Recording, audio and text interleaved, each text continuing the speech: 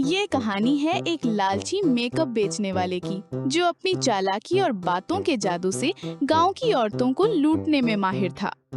आइए आइए, एक बार लगा लें तो शौहर भी पहचान न पाए। ऑस्ट्रेलिया से आया मेकअप, शौहर पे जादू करवाइए। आइए आइए, रस्ते कमाल सस्ते में। आइए आइए। चल देखते हैं क्या है, शायद सस्ता हो। ये लिपस्टिक कितने की है? बाजी ये रस्ते का माल है, बिल्कुल सस्ते में है आपके लिए, सिर्फ 500 में। 500? अरे ये तो बाजार में भी इतनी महंगी नहीं।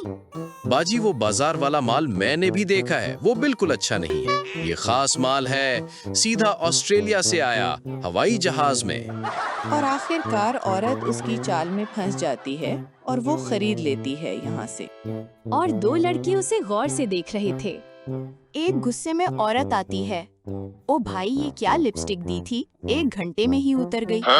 बाजी मेरे ख्याल से आपने इसे सही टाइम पे नहीं लगाया है। इसे सुबह उठने से पहले और रात को सोने के बाद लगाई जाती है। ओह, मैं आपसे माफी चाहती हूँ, मुझे पता नहीं था। यार, ये औरतों को बेवकूफ बना रहा है। चलो इसका इलाज करते हैं। भाई, आपके पास कोई ऐसा क्रीम है जिससे मैं हमेशा खूबसूरत रहूं? हाँ बिल्कुल, ये ले लो, ये क्रीम बहुत अच्छा है। भाई ये फजूल की बातें छोड़ो, सीधी उसे बता दो। क्या बात है भाई? हमें पता है तुम औरतों के बेवकूफ बना रहे हो और हम किसी बर्दाश्त नहीं करेंगे। जल्दी से निकलो यहाँ से, वरना मैं तुम्हारा मुंह तोड़ दूंगा। और साथ ही कुछ और लोगों ने भी उसे बेइज्जत कर दिया और उसके बाद पूरे गांव में उसका नाम फराडिया रखा गया। लालच का अंजाम हमेशा बुरा होता है।